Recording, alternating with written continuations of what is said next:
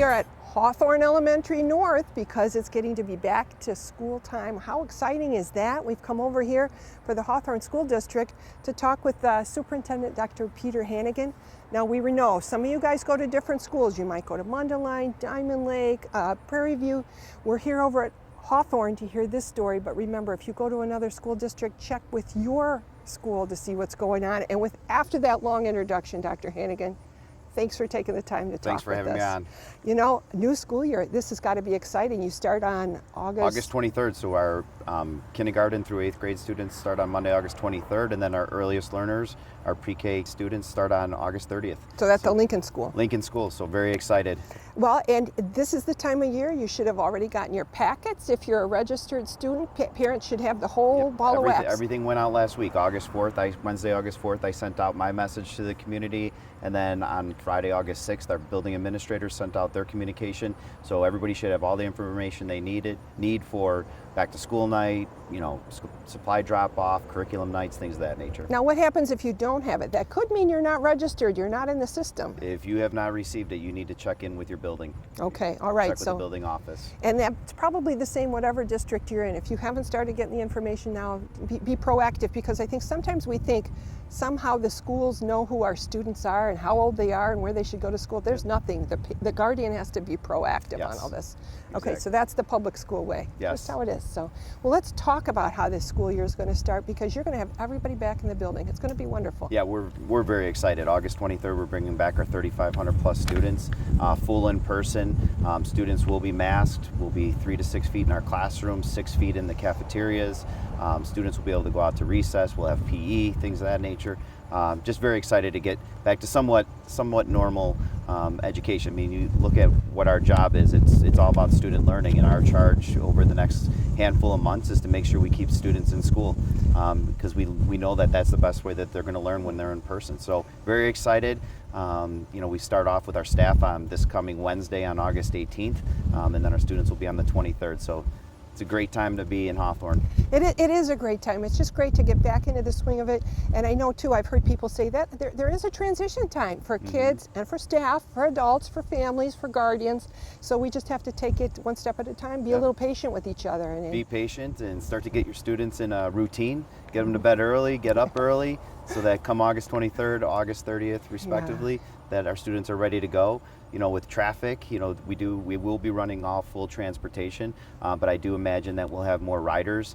We did send out a communication for Town Line and dual language. We are changing that traffic pattern, which we worked collaboratively with the Vernon Hills Police Department and the village to try to improve that arrival and dismissal process. So we just ask everybody to be patient on that first week of school as people get back in the routine. And and even if you don't have kids, you also have to get in the routine, because you may be coming through a school zone area. You've got to be aware, you've got to be alert of that, because there's going to be kids ready, parents ready. And that, just to recap a little bit on that Town Line dual language, you want them all coming from the north. Not from the south, just because we start backing up Town Line Road, and then that's a scary situation. And heading east on Hawthorne Parkway. Okay, all right, so you should have that information in your packet. Or I know it's on your website too. There's on the a website, lot of information. social media. There you go. Passing out flyers. The fact that I knew about it, and my kids are long out of dual language, so excellent. So let's talk about, we're coming back, and we're going to have all the programs like we've always had, which, and Hawthorne has a wide range of curriculum. It's, you know, you guys really go after the whole child, social, emotional. You've got great staff. So what can we as parents do, or guardians do, to make sure, you know, we talked about being patient, getting back in a routine. Any other suggestions for just making sure we stay healthy and whole? Yeah, I think the main thing is just, you know, when outside of school, we're going to implement, you know, the specific mitigations, you know, outlined in the guidance from the CDC, IDPH, and ISBE.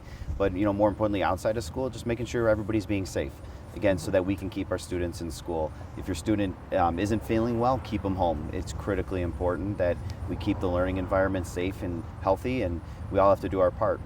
Well, and one of the things too, the way Hawthorne is doing it, and this might not be the way at every school, but the way Hawthorne's doing it, if you send your child to school, that's certifying that they are healthy. There isn't a form to go on every day and do. There isn't like a testing procedure you have to follow. We removed that piece of mitigation that was in place last spring. So now by sending your student to school, you're certifying that they are healthy and ready to learn. There you go. That's the whole story of the school year right there. Yep. Be flexible, keep going, Yep. be positive. Now let's talk about the wider picture at Hawthorne, because several years ago there was a referendum, and the village really supported the school system, and it put in play a lot of changes and improvements in infrastructure. And we've seen the School of Young Learners, but there's still stuff happening. Can you tell us a little bit where we're at on that? Yeah, so we received at the end of the school year, we received full occupancy of Middle North. And so we're very excited to open up that facility for all of our staff and students with the start of the school year. We did a lot of work at Elementary South this summer. We anticipate that project will be completed next spring in April. And so now we're in the beginning phases of talking about Middle South and Aspen. That's the next phase. Okay. And so over the next couple months, we'll be having conversations during our open board meetings with respect to what that next phase is going to look like moving into next year. So when we talk about some of these places, so for instance, School of Young Learners, this will be the first time all the kindergartners at once are in that brand new sparkling facility. It's basically the grand reopening of the kindergarten center, so we're very excited to welcome our 240 students roughly that'll be attending come next Monday. It's very excited. Our staff is excited, and I was out at some of the buildings this week, and you can feel that buzz and excitement, just in anticipation for our students to enter the doors. Yeah. So. Well, you guys learn in such a collaborative way. You guys are always about problem solving and growth of the students, and having them together and not virtually. Yes. That changes the whole dynamic, and I know the teachers must really appreciate it. So. Yeah, they're very excited, and be able to have small groups of students. Our students will all be 3 feet wearing masks, but they'll be able to have those conversations. They're not going to have to interact via Zoom like we did last year, and so. But they did a great job. They did too. an outstanding job. Talk about flexible teachers. Job. Well, that's what's going on. So now if you haven't gotten your information, go to your building and see what's going on.